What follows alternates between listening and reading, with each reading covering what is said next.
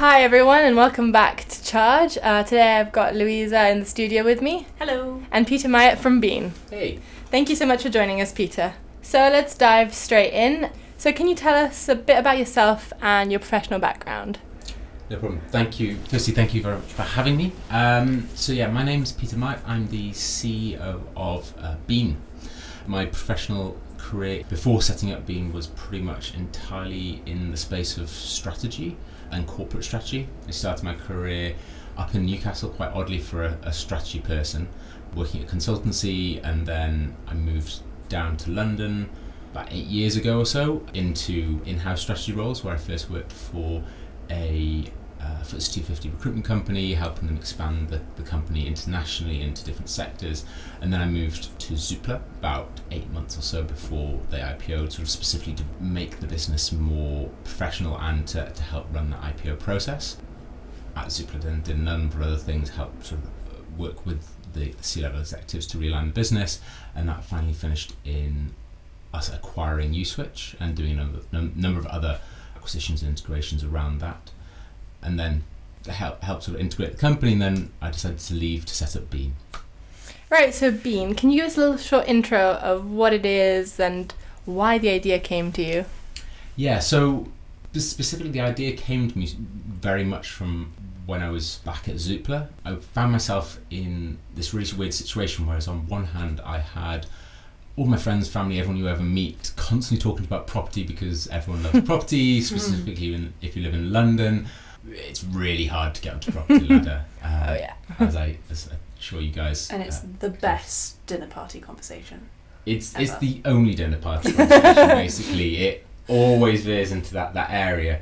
Once you sort of get past a certain age, it becomes a very big conversation. But being in the position I was, I could see issues like that. People just not being able to generate that 10, 15, 20,000 pounds worth of deposit for a house. But on the other side, when I was working on the YouSwitch piece, I could see how badly everyone really manages their personal finances. Could I just interrupt you there? YouSwitch, what is it exactly? So YouSwitch is one of the UK's largest comparison websites. Uh-huh. They are specifically focused on home services, so energy comparison, broadband comparison, but they also do quite a bit in things like credit cards and other areas. So looking in on that comparison market, I could see very vividly issues within people's management of their personal finances, and the fact that people are wasting hundreds if not thousands of pounds every year from poor optimization of bills. It wasn't really an issue of people going out on Friday night and spending too much money and having too much of a good time or anything like that. It was just purely because of the nature of managing your money in the UK. There's a lot of admin you've got to do, and people don't want to do that admin. They don't know what admin they need to do. There's terrible personal financial education in the country, which means that people are just wasting money. It's just they're not making the most out of their income. So having seen that landscape, I essentially decided to leave to set up what has now become Bean. There's a few other bits of insight that I attached to around that time. One, that around 50% of all consumer spending in the UK is now in the form of recurring payments. It's an equal amount, but with the incoming subscription economy, it's going to be the majority. That's massive. Didn't realise it got that big. What businesses are taking up a large amount of that? So it can be anything from your rent payments or mortgage payments, but also your energy bills, insurance contracts, especially if you're outside of London, you've got cars. A lot of families have got 2 cars, it's 2 car insurances, but also then financing on things like that. So if you've got an average household, you might have a house with a mortgage, you'll have home insurance, contents insurance, you have 2 cars, so 2 car financing contracts, 2 insurance contracts. Obviously there's a little bit of tax in there as well, so you've got your car tax, council tax, but then on top of that you've also got mobile phone. If you're a house with a few relatively old kids, you can talk about 4 mobile phones and mobile phone insurance contracts, travel insurance contracts, broadband, entertainment contracts, gyms, magazines, nurseries. The list kind of goes on and on. And you don't, when you're a student or maybe a young professional, with your rent, your Spotify and your mobile phone contract, you don't really think about it. But as you mature, you just accumulate huge amounts of payments and contracts, and that just becomes a huge amount of admin. And these payments are great. The way I sort of describe them is you just set them and forget them. which means you can get on with your life. You don't have to go every day and put coins in a meter for your energy. But the problem with that is because you forget them, you don't cancel or switch these contracts when you should. And that's really where Bean's coming in. So rather than talking about how much money you've spent on your coffee or avocado toast, there's always a good article in one of the newspapers about every time. You can't afford a property because you spend too much money on avocado toast, apparently. But if you look at that as a proportion of total spending, it's a small proportion. And you can, every day, you can deprive yourself of a coffee in the morning and your avocado toast on the weekends, and it's not going to make a dent in terms of saving for the future, getting a pension, buying a house or anything like that. Whereas optimizing these bills does. It's the big stuff that you're spending your money. It's the big ticket items, but it's also one-shot wonders. Once you've done it one year, you've stopped yourself overspending by, say, £300 on one contract. You ignore it, you live your life, and it's great. So that's sort of the problem that I saw, so that's where we really look to solve. So by using Bean, we're saying that we're not going to tell you your discretionary spend.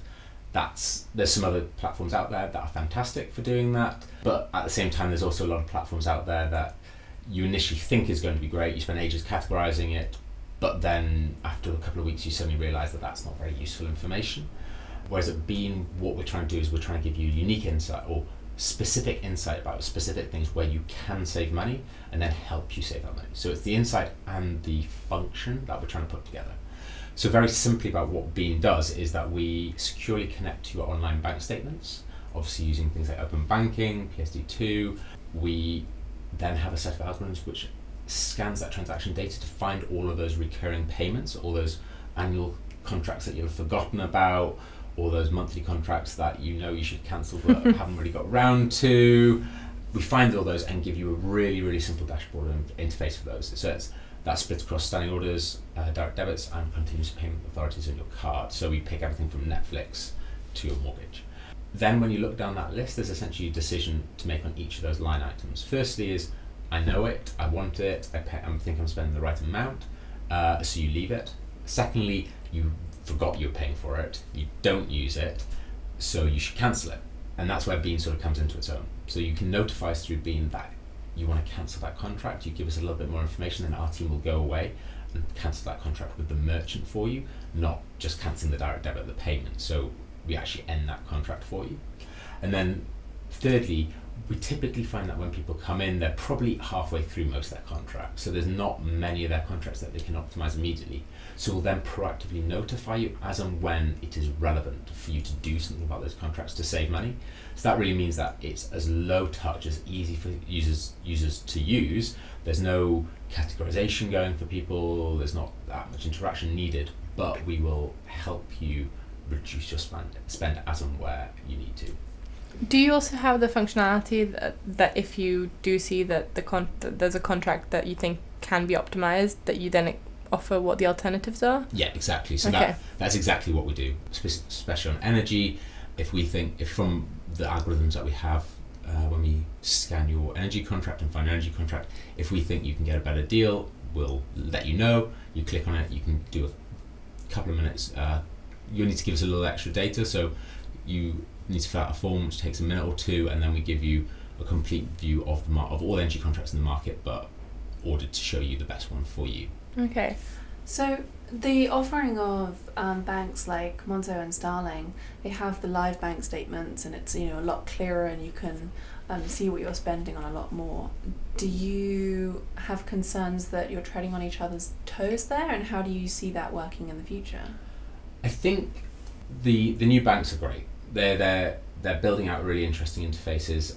Personally, I'm very excited to see where they go in terms of things like overdrafts and interest rates, because I think for most people that's what actually matters. Having a nice app and a slick interface is great, but fundamentally, if you think about what you want from your bank, it's three things. It's that your money is safe, that you can access it anywhere, and then you get a great interest rate. They're the things that really change the dial when moving people between banks. The app experience is great. But obviously, they say they want to create these marketplaces. At the moment, they're very focused on discretionary spend, which is great, and it's very helpful. I think a lot of people who use their Monzo card, I use my Monzo card to sort of say, to give myself £100 budget a week, and I spend it and hope, so I get, because that real-time insight, I can see exactly how much I've got. It's a fantastic tool for that. And I'm sure they're going to start building out functionality in the discretionary spend space, but bank switching rates are in the low single digits. It's been great what those banks managed to do, but there are tens of millions of people in the UK who don't really have any intention of moving bank. They don't have anything wrong, don't see that much wrong with their current bank. The tools that Monzo and Starling offer aren't that exciting to them, but they are interested in saving a bit of money and taking a bit of hassle out of the management of their household bills, and that's where we come in. We have no interest in being a bank. There's enough players in that space. We are more trying to, say, revolutionise what is going on in, say, the comparison space more than the banking space. That's kind of where we see ourselves positioned. So there's no plan in the future to integrate into any of these challenger banks, or say the more traditional ones? Potentially. The problem that we get when we've talked to banks to see if we could do some integration with them is that one of the first things we probably might do, that when someone signs up to us, is to say, I can see you're spending a huge amount in your overdraft. Overdrafts are crazy about how much people are spending those. So one of the first things we'll say is, you should probably switch your bank to a different bank with a lower overdraft charge, or maybe you should move your credit card here, and things like that. That puts us completely at odds with banks. Yeah, I can see the issue. And that makes it, but that also makes it very difficult for a bank to build the functionality that we're trying to build. I mean, do you expect that Monzo and Starling are going to build a functionality which says that the second you sign up to them, or after 6 months of signing up to them, they go, actually, I think you should be with First Direct? That's not going to happen. Mm-hmm. But by not being a bank, that allows us to do that sort of stuff. Mm. So it's more of a complementary service than, say, we sit out there doing things like comparison and switching people. It means you don't make that many friends. It's always good to have friends in business. But we are finding quite a few friends, and especially when you find people who have a mutual benefit in their customers being better off financially. So that's where we see ourselves being positioned. So in terms of the product, can you explain a little bit how it actually works, like the technical side? Sure. What's the algorithm like? What's the innovation behind it? How did it all come about? Yeah, so obviously now pulling in transaction data is becoming increasingly easy. So that's not really innovation, but that's what we do. If you look at all the companies out there that are doing clever stuff with transaction data, there were quite a few at the start of last year, a few disappeared. We're now sort of into a really strong cohort of really interesting, exciting companies that deal with stuff with transaction data. However, transaction data is very hard to deal with. Every bank has it in a different format. Some people will tell you some stuff, other people tell you other stuff. Merchant codes are all over the place. So rather than sort of jumping to what most people do, go straight into categories. You spent X on groceries, going out, etc. We've just gone a completely different route. And what our algorithms do is all about finding a contract. Can we find that you have signed up to something where there is a recurring payment, whether it be could be on our total data set where we can see there's annual payments going on, or is it on a monthly basis so we can see exactly what's going in your account. And that's something that we excel at versus any other platform that I've seen out there now. So we are more likely to pick out more contracts. We find those things that you're more likely to have forgotten about, that sort of that disappear. That's really our first and biggest, our first innovation. The second one is around those alerts, and that's looking at payment dates, payment amounts, how long we've seen those payments going on for. We are able to decipher and work out or create a good judgment as to whether you are in a position to be able to switch and change and save money. Again, that's not something that has been built out as much in the market. Everyone else is more sort of saying you've spent X amount more on this category than other people typically have done. So that's really our second thing. And then the third thing is linking in the channels of action. Again, most people will give you that pie chart or overtime spending graph and just say it's up to you to work out the so what and actually to action on that. And whereas we build those action channels in. So you can stay in our platform, you can get a better deal, but also we make sure that it's not just that you can get any better deal. We try and work with the best partners to get the best deal possible. and that's really where our innovations and the specific things that we do. So you say you're working with partners. Is that where you hope to monetize Bean, or is it in a different area? Is it a fee-based service? Yeah, so Bean is completely free for users to use. You can use it and get the analysis from it as much as you want for free forever.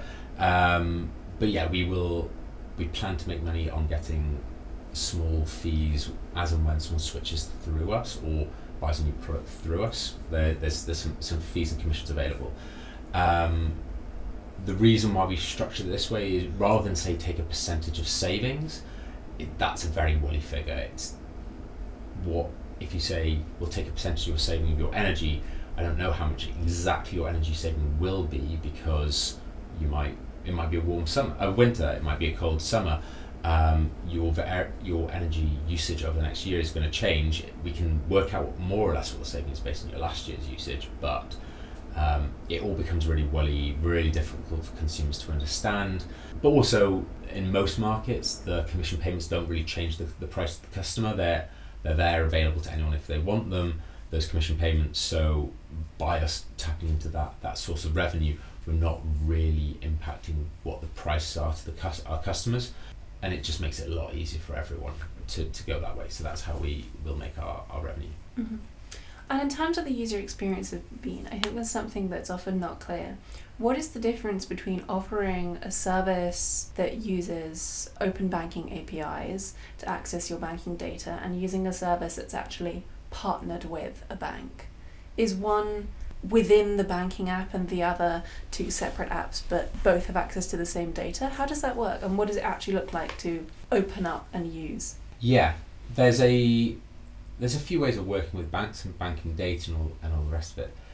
As you'll see in some of the marketplaces that the new banks have got, say a pension Bean integration into Starling, that doesn't really work off transaction data. So it's more of pension Bee uncovering their data that you can now view from inside Starling Bank's app, rather than having to download a separate app to see that information. However, then you've got someone like Flux, who's a digital receipt company that we know very well, where it depends on the partner they're working with. With some partners, they have sort of direct access to the raw transaction data because they've created an experience directly within that app, and so they're basically loading their kit into the Barclays systems. That means that your receipts can get pulled into there. But then they've also got integrations with the likes of Starling and I think they're looking to launch with Monzo pretty soon. And they're basically just using the standard APIs that essentially what that means is that the banks have created a route into their database or into your online statements that requires specific authentication from you, but that gives a direct data feed to the person you've authenticated, so be it someone like us or Flux or anyone else in the market, where they're able to either view only that data, or you can, with new open banking, there's read and write access, so you can initiate payments.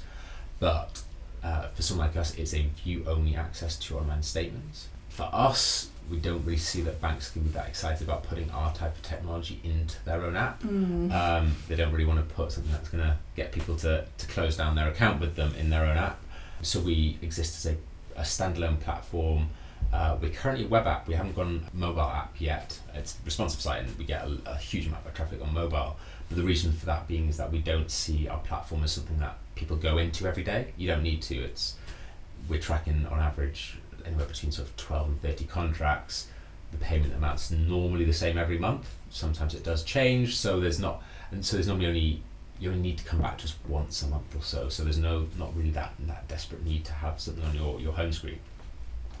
So yeah, you come to our website, and all the information data is there presented in a way for you to do your thing. Would Bean have been possible before open banking APIs? So yeah, we started building a couple of years ago, or we started playing with the idea a couple of years ago. There's another way of accessing transaction data other than open APIs. So as we stand here today at the end of February, open banking APIs don't really exist. Open banking is launched, and there are some things out there, but not all the banks have managed to hit the deadline yet. And the banks that have met the deadlines, the open APIs haven't really been tested enough to really build on robustly. So basically anyone in this market who is doing stuff relies on a technology called, nicely called direct access, but realistically it's screen scraping. So you give your full username and password, we then pass that to a partner who has that information encrypted, locked down, siloed, all the rest of it. We then essentially go access your bank statement, your online banking portal as if we were you, and then we can pull that data and pull it into our database. It's been used for 10 plus years in this market as a technology and has shown to be extremely safe. The main drawback is that you do have to give your full username and password to us rather than just certain letters, but we've been able to do that for quite a long time. You've got companies like Mint.com in the US have got millions and millions of users have been using that for a very long time. So will the open banking, as it sort of evolves in the next few years, will that be a game changer for you? In some ways yes, in other ways no. We already have access to transaction data today using existing technologies. What open banking will allow is we'll get a slightly larger set of data. We'll be able to get things like direct debit tags, which we don't currently get universally across all payment types. But the thing that's really exciting, at least to me, for open banking is probably two things. Firstly, it gives consumers a lot more control over that data. It means that it's far easier for them to switch off those API connections. You can go into your own banking app, see a list of everyone who you've authenticated your data for, and just delete them, like Facebook and Facebook auth stuff. So that's the first thing that's really, really good. The second thing that's really good is the actual regulatory structure that's put over the top of it. It means that companies who hold your transaction data need to be insured. It means that they have had to go through a very, very, very rigorous process with the FCA to make sure that they run their businesses correctly. And so hopefully the big game changer is that with those new things that have been added on, the customers are in a lot better space and will be far more receptive to signing up to and using platforms like ours. Whereas previously it was a little bit scary. It was a bit of a Wild West sort of a situation. So that's what we're really excited about open banking. Yes, it adds a little bit of a layer of security and someone who can vouch for the service. Yeah, exactly.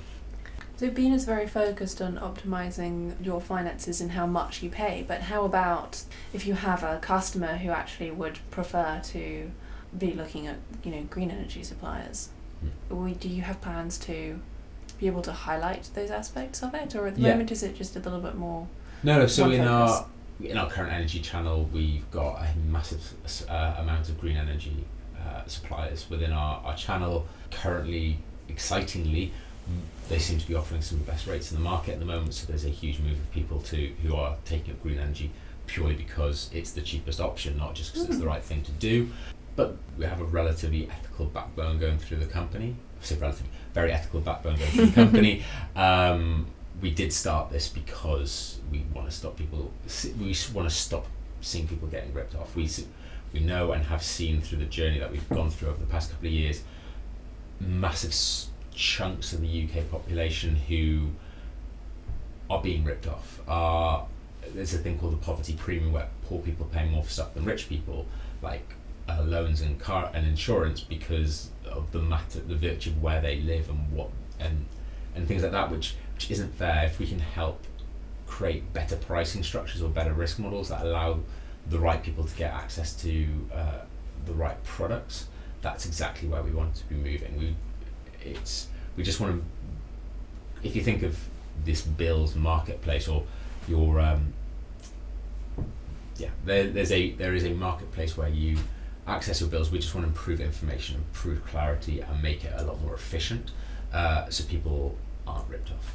So kind of like when you work with an investment company and they profile you at the start and learn about how ethical you want to make your investments and where your concerns are. And if there's any particular industries you don't want to invest in, you could do something similar with. Yeah, we can do stuff like that. I think at the end point we don't want to go full auto on anything that we do. We do believe that the customer needs to have sort of the final sign off and the final say on what they take. It's them spending their money. It's them taking the ultimate risk if they take on one insurance contract over another insurance contract. So we want them to just be as well informed as possible and make the decisions that they're making for the right reason. But there's a lot for us and everyone else in the industry to do to improve clarity of information, bring up factors like ethics, environment within those products, and that's definitely where we will be moving. I think that's a really strong idea. It combats outsourcing admin and then potentially losing key skills. It actually is empowering people to grow those skills themselves, but just do it in the best informed way. Exactly. What are those next wins, next challenges on your radar? We are about to be authorised to be able to work with insurance and financial products. That's exciting. So that's really exciting. That should hopefully happen maybe the back end of this week, if not next week. Congratulations. Wow. So that allows us to create that marketplace of insurance and financial products, specifically around credit and household insurance. And as going to the very start of the interview, when I started reading off the list of insurance products that people take, house insurance, contents insurance, car insurance, travel, phone, it's a big chunk of what we spend our money on. So for us, it's really perfecting those channels, getting those right. I think we've got something that we really want to push into the overdraft space. The amount that people are getting charged on overdrafts stuns me every single day It's ridiculous. when I see the fees come through our dashboard. It's not right. It doesn't need to be that way. It didn't used to be that way. So I think there's a lot of really exciting functionality that we can build into each of those markets. So you're saying now you're possibly going into insurance. Does your algorithm essentially pick up all the offers that are out there? So the way our system works is our algorithms concentrate on your data and say, okay, your data shows that we've found you have 6 insurance contracts with these people. We're talking about a family of 3 kids in Sheffield or something like that. They've got 6 other odd insurance contracts. They all end at different dates. They're all for such different things. The first thing is just to make sure we know that, and then make sure we know how much they're paying. Then the next thing for us is we need to get a lot. Insurance contracts are generally require quite a lot of extra data points. If you think about your home insurance, the number of things that you need to know for that is quite a lot. We then go and work with a number of partners who can get the largest possible range of insurance products together, and then we sort of bring those to what we already know about you, what you can tell us about you, and all the range of products available in the market, and we then bring that together into a table of offers that are relevant to you. And why is it called Bean? Bean. Why not call it Bean? There's a number of connotations with bean and money. Bean counter is obviously an accountant, but there's a lot of other things you can do. Keen beans. That's what I personally would like to call our advocates, but my team keep telling me to stop doing that. You should definitely continue. Keen beans is great. Yeah, we agree. Yeah, it's pun heaven. Bean, the word bean. But yeah, it's just a simple, easy word for people to remember and get on with. Brilliant. Thank you so much, Peter, for joining us, and we hope everyone heads over to usebean.com to check out their awesome website. Thank you to our friends at Barclays Rise for hosting us in their fabulous podcast studio. Without them, we wouldn't have such crisp sound quality. So thanks, guys. Thank you very much, guys. Thank you. Thank you.